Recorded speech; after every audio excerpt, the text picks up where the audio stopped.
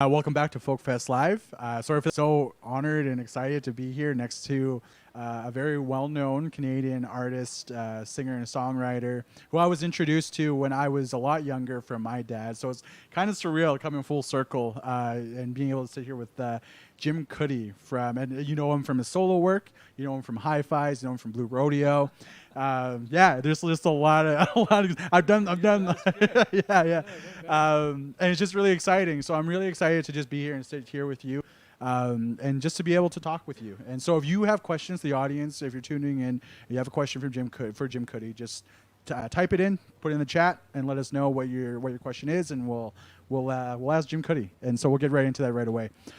So the first question that I have for you is, I guess it's kind of like based on what I just said for your intro, is that with your music, you know, when you started Hi-Fi's and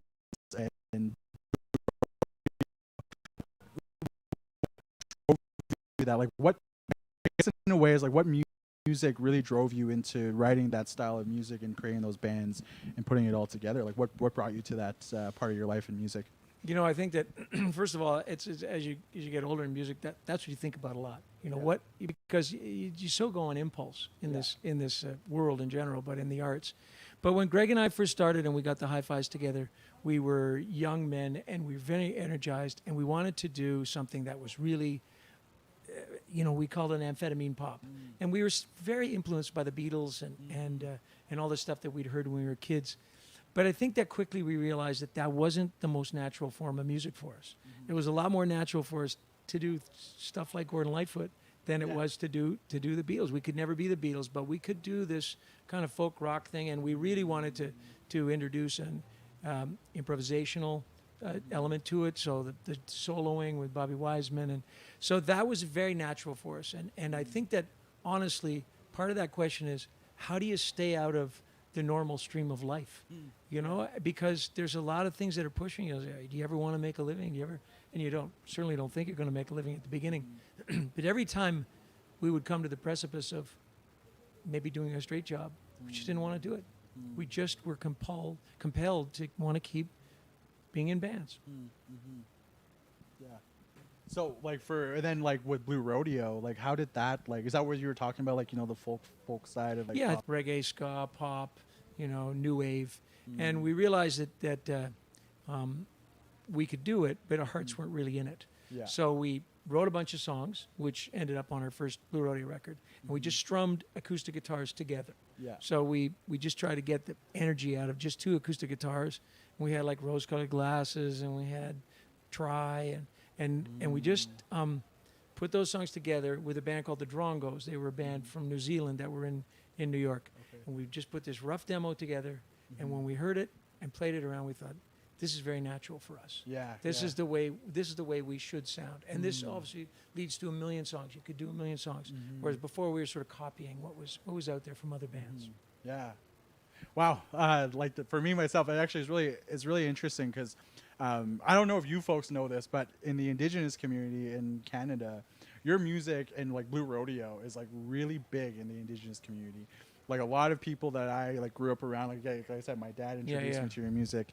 A lot of people that I grew up around, and a lot of family that I have, they always listen to, like, Blue Rodeo, and even, like, some people, like, you know, they're surprised too. They're like, oh wow, like, Jim Cuddy is now doing solo stuff. Like oh, there's solo stuff coming out of that and coming out of Blue Rodeo. And for myself, I was just like, oh wow, okay, so this is like for me, it's interesting because I've always, like, you know, I grew up on, like, living on the reservation and driving around listening to Blue Rodeo because my dad would always play it.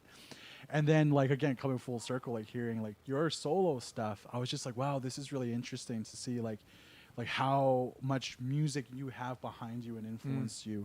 And so I just wanted to know, like, with all of that, like, what drove you to write your solo records and move into a solo sphere of music within your career today, and as you're again playing Folk Fest tonight and headlining. Yeah. That's a good one too. And, you know, just like when we were talking earlier, I think that one of the things we noticed when we started was that people that played guitars, that played acoustic guitars, were drawn to our music because there it is. There's a song for you to play. Yeah. And I think that's what appealed to us too, is that You know, you could write a pop song with electric guitars and keyboards, but you can't play that song. But we wanted to be able to play songs. Yeah. And truly, I think that the solo records, you know, I think the first solo record out of Blue Rodeo was Greg's. And I think that Greg had just been, we worked so hard in our first 5 or 6 years that I think Greg was just worn out. And he wanted to do something different. So when he left to go do a solo record, you know, it occurred to me, like, he might not come back. Yeah. I don't know. He might just like this, and being in a band is a lot of work, and it's a lot of psychological stress because you're with 5-6 guys all the time, right? In a bus doing this stuff and pushing yourself. Yeah. And so when he went out and he went with Pierre Marchand to make his record, and that calm, you know, up in the Laurentians, I thought, I better do something because I don't want to be just sitting here waiting for him to come back. And I never really worked as a solo artist up to that point. We'd always worked together. And Greg's quite a leader, so I wasn't sure I could do it. So I sort of allied myself with Colin Cripps. And we'd already done one song for the Leonard Peltier record. And so then I thought, okay, we could do this. And I wrote a bunch of songs, and I thought, I can do this. Yeah. Like, I've been doing this for the last 15 years. Yeah. Of course I can do this. So what it did for us is it just freed us from this hamster wheel of being in a band. So everybody could do their own thing. I mean, everybody in the band ultimately made solo records. But they could do their own thing, be their own boss, and not have to be in the big democracy that is Blue Rodeo. And then come back. Everybody was so happy coming back. You know, big machine, we can make good music together. So I think it was like putting a new engine in an old car. You know, I think that we got it. We rejuvenated ourselves by going off and doing these solo records. Yeah. Needing that time to just like kind of separate and be like, you know, on your own and see like how much it actually means to you too at the same time, I feel. I think that's absolutely right because it really does mean a lot to you. And sometimes you take it for granted because you did it Monday, you did it Tuesday, you did it Wednesday, you did it Thursday. So it was good for us. Amazing. Thank you for sharing that. And like, I have another question for you. But right now we're going to jump into a word from our sponsors. We'll be back shortly with more Folkfest TV. But right now, here's just a word from those folks sponsoring the festival and being part of this. Thank you. We'll be right back. I'll give you something to believe in when the world won't let you go. I'll give you something to believe in, oh, to make you feel at home. I'll give you something to believe in when the world won't let me grow. Can you give me something to believe in, oh, to make me feel at home?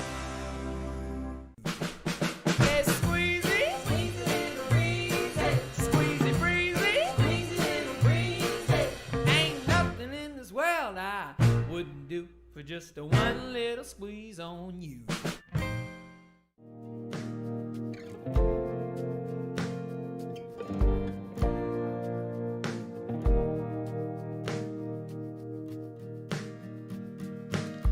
You seem so perfect at this time of year. The past is blurry, but the future is clear. There's enough red flags here to sail a ship. I hate to say it, but I'd get on board pretty quick.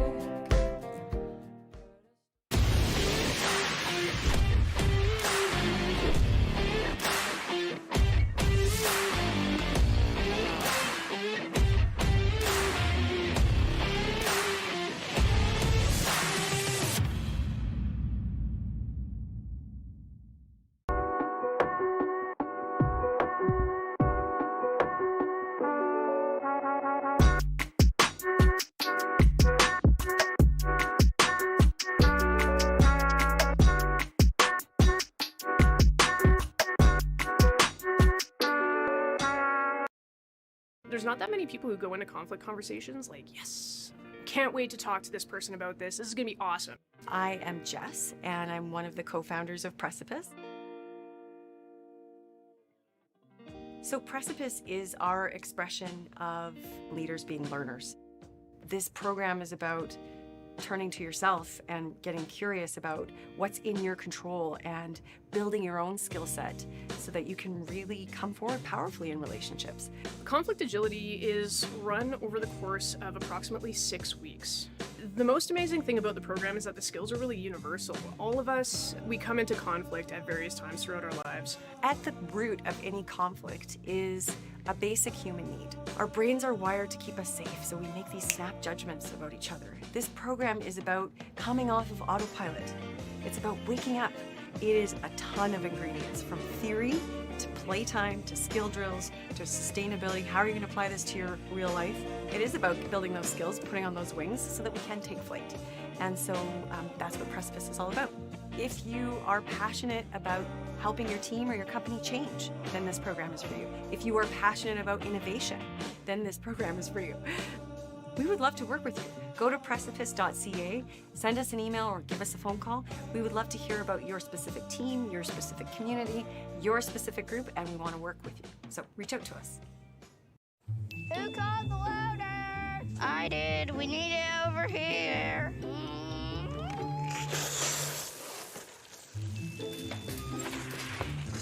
Hey man, that's a nice tractor you got there.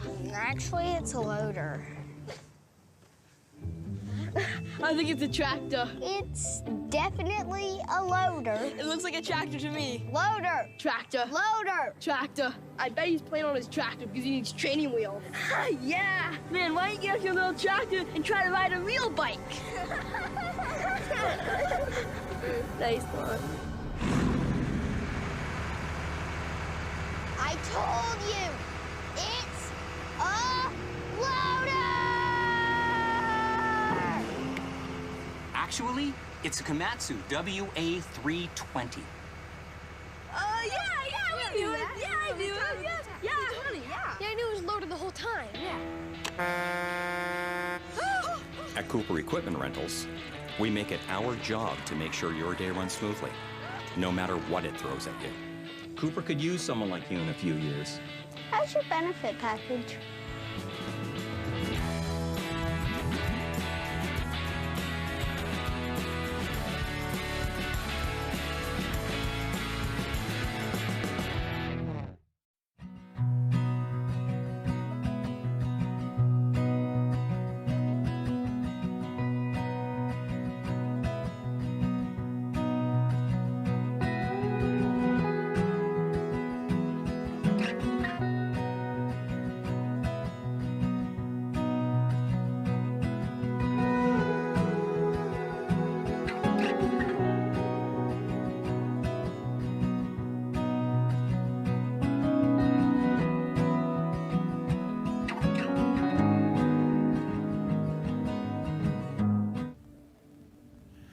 Okay, friends, welcome back to Folkfest TV. My name is Curtis Running Rabbit Left Hand, and again, I'm your host this evening. And we are still here with Jim Cuddy, Canadian icon, singer-songwriter, and yeah, again, it's just a privilege to be here with you. And I have one last question, and I think this is a question that is always, I think this is a question for a lot of Indigenous people from my community, our community, from the Blackfoot Confederacy. So 5 Days in May is always played every time when I'm on the res. I always hear my auntie playing it, or I'll just I'll jam it in the car, even with my partner. I introduced her to your music and all of that. And so my question is that that's a hit for us, when we're driving on the res and everything like that. Is what went behind writing that song? Because I'm sure you get asked it a lot. Maybe No, I don't but know, it does have a story. Yeah. We were sort of mid-career. We were really playing a lot of places, and we were in New Zealand, and we had a day off, and we went out to a beach. So you can imagine, a bunch of Canadian guys are very excited to be in these exotic places, and we get to this black beach. So it's all volcanic ash beach, right? And I look over, and our sound man is scribbling something in the sand. I said, "What are you doing?" He said, "I write my wife's name in every beach that I visit." I said, "Oh, dude, I am going to steal that for a song." But it was such a romantic idea, this idea that you would do something so devotional. And And so the song was really about, I mean, you know, I kind of fell in love with my wife the first time I saw her. Yeah. And it doesn't work out that quickly. Like, it's not like, okay, the first time we were together, it was like, oh, this is meant to be. But I did fall in love with her when I first met her. So I wanted to write a song about falling in love quickly with somebody. And also leave it at the end to an unknown fate. It's like, who knows what happens to them. Wow. It's funny because like on the reservation, like the way we talk about love and the way we like identify that, it's like hearing that, I'm like, wow. So that's what I like. My thought of it was like completely different. What was your thought? And okay, I thought it was just like you know, like now my view is like completely different when I would listen to it now. Like now when I listen to 5 Days in May, I'm like, this is like exactly what you said. It's about love. It's about falling in love. It's about that feeling and expression, and like, you know, with me and my partner, and like, oh, that's why I listen to it too when I drive on the res with my partner. Right. Is that it's like, oh yeah, that feeling of being in love. It's like so powerful. But back in the day, it was just like, oh, this is just like, you know, it's a song that we get to listen to because it brings us back home to the reservation. Sure, okay. It's like one of those becomes tunes. a memory song. Yeah, exactly. Yeah. And so, you know, but I think the song is more about this instant feeling of love, more than just not necessarily enduring love. Who knows? Yeah. But it's about this instant feeling. You know that when you walk around, you see people that you have a feeling about, an instant connection to, or something.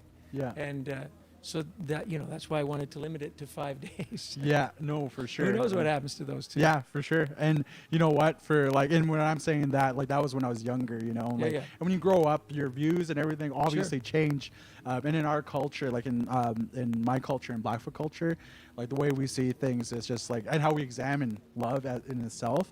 It's something that you just do not take for granted, even if it's like an instantaneous thing. Right. And a lot of times it is an instantaneous thing for us, and you just know when it's there, right? Yeah. And so now, like hearing where you're standing with that and like where it came from, it emphasizes the power of that song for me too. So I really thank you for sharing that. Oh, it's my pleasure. It's amazing to hear that, and thank you for being here and being part of this whole interview and letting me talk to you. Like again, it's a surreal, like full circle kind of thing for me. And to just have that opportunity, so I thank you. So right now, and maybe you can hear them in the background performing, but we'd like to welcome to from the main stage, Winnipeg's amazing Leaf Rapids. Thank you for tuning in. Thank you for watching in and viewing this, and thank you to Jim Cuddy for being part of this day, part of this evening, and we will see him later on today performing as well on the main stage. Sugapi, Gidagiramatsu, Gidagiramatsu, and we'll see you soon. Thanks, Curtis. I wanna feel you, tired out and worn through, a body that knows well, heaven and hell, everything in between.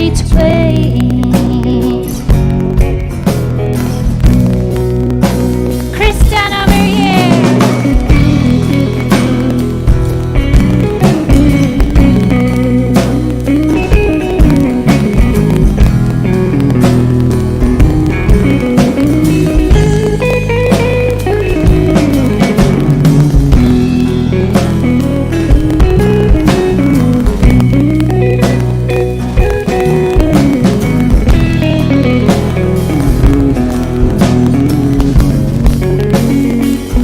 I wanna feel you,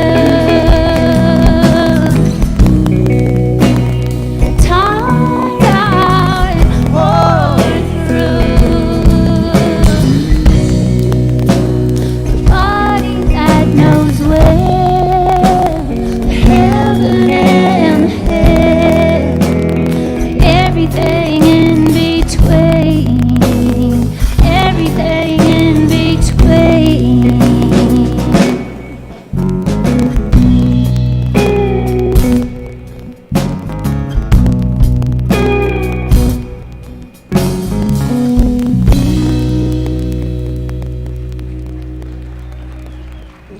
Oh my gosh, I missed having the most amazing time up here. We've been looking forward to the show for a really long time, and it's actually here, and I can't believe it. Yeah. Yeah, I know, right? You guys are probably just as excited. But you guys aren't peeing your pants. Well. I was actually born here in Calgary at the Holy Cross Hospital, just, like 20 years ago or so. Who's counting? And I went to school here, Alberta College of Art, and applied for a couple jobs here. I applied at the Hooters, thinking I could make some money for school, but they told me to try the Pancake House.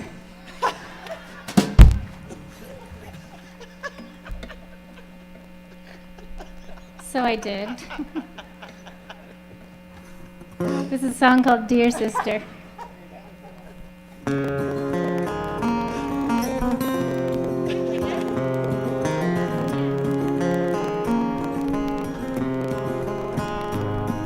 Oh, where will you go, dear sister? They said to get your suitcase packed. It is splitting at the seams. It is splitting at the seams.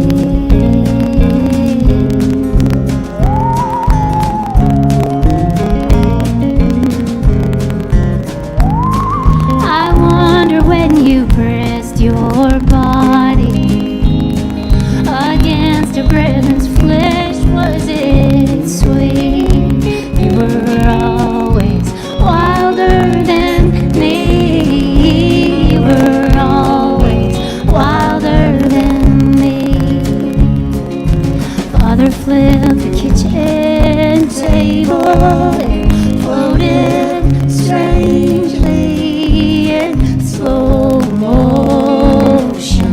Mother dove for a souvenir mug from our holiday by the ocean.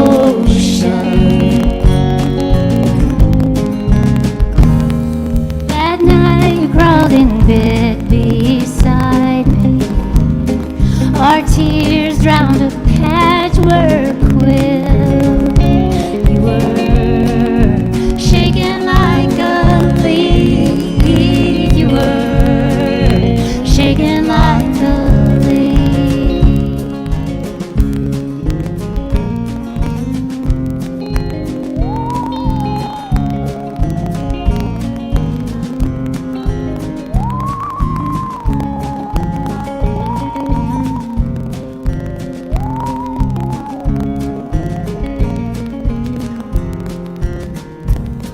Oh, where will you go, dear sister? They said to get your suitcase back. It is splitting at the seams. It is splitting at the seams. At the seams.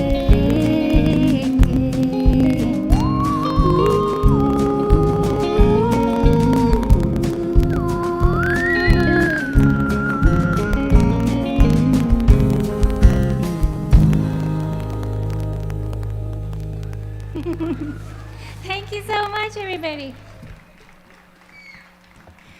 Just want to take a little moment to introduce the bass player over here. This is Devin Latimer, my husband.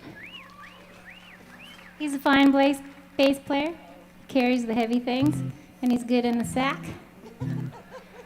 Over here is Chris Dunn. He's my other husband, playing electric guitar. Just kidding. Chris Dunn is actually the husband of Joanna Miller, who's on the drums, vocals, and whistling. So we're basically ABBA.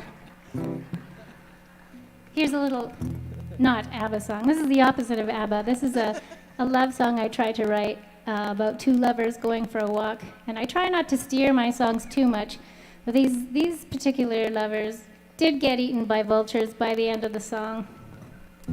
But it's the circle of life, so it's okay.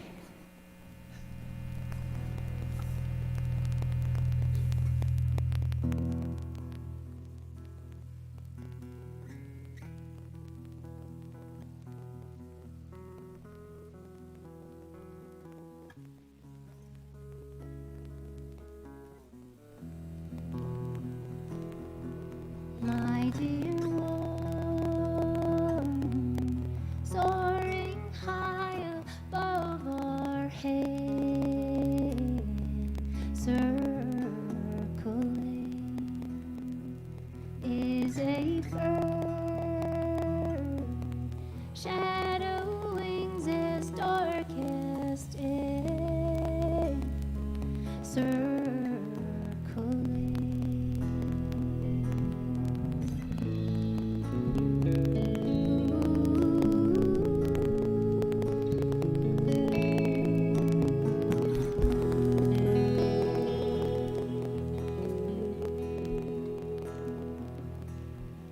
She will take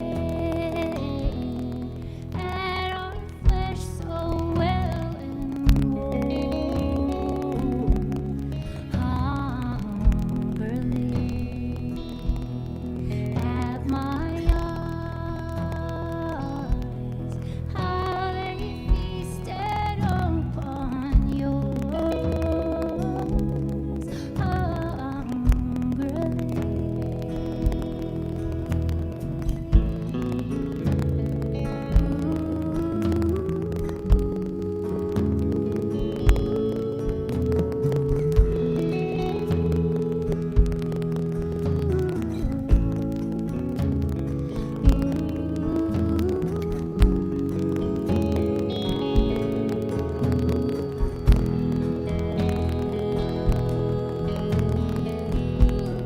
She would sing, were she blessed with chords of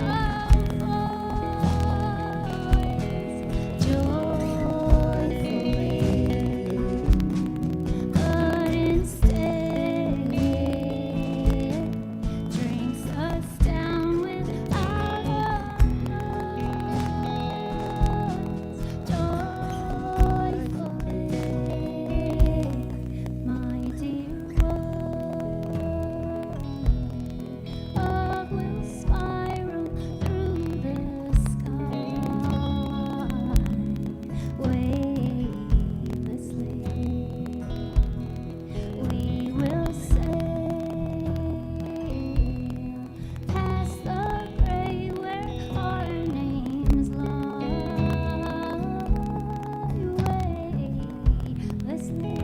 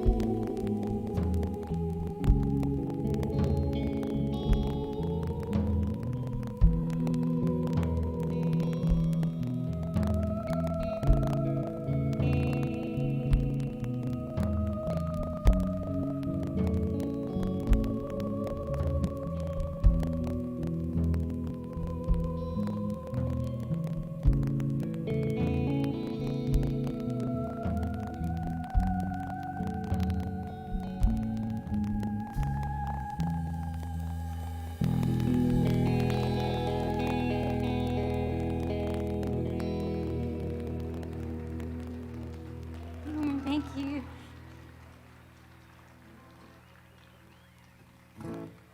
It's probably a good time to just say thank you so much to the volunteers of this festival and to Carrie Clark for hiring us. We'd like to thank the pandemic for putting us on the main stage.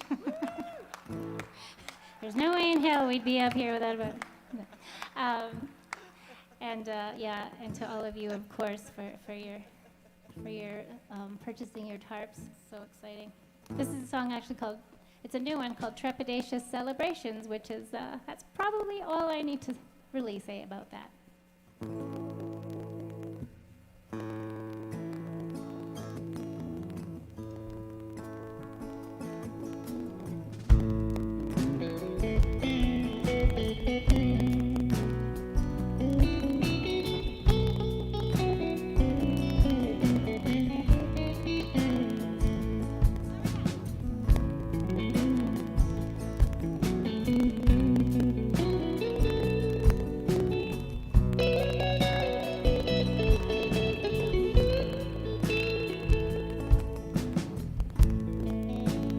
You got something to give me, and I wanna take it. After the curfew siren, meet me on the pavement. Don't get caught in the street lights, kamikaze waves of blaze, where 1,000 tiny angels spiral gracefully to their grave, where 1,000 tiny angels spiral gracefully to their grave. Trepidations, celebrations, I better make a way. Goodness gracious, I'm just glad you're here for this trepidation. Celebration. Trepidation.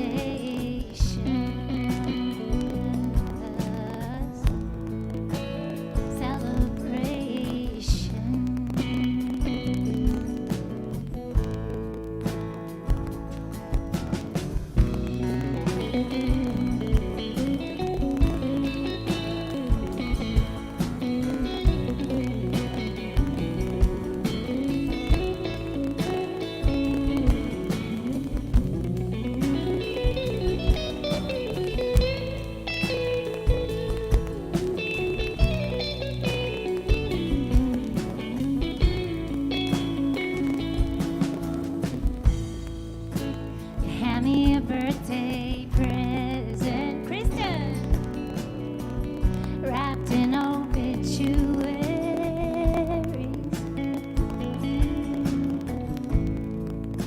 I tear into it with a violence that makes you laugh hysterically.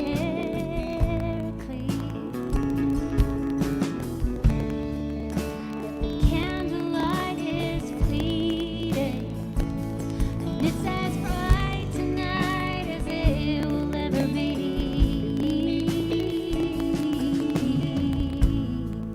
And 1,000 tiny angels wait faithfully for me.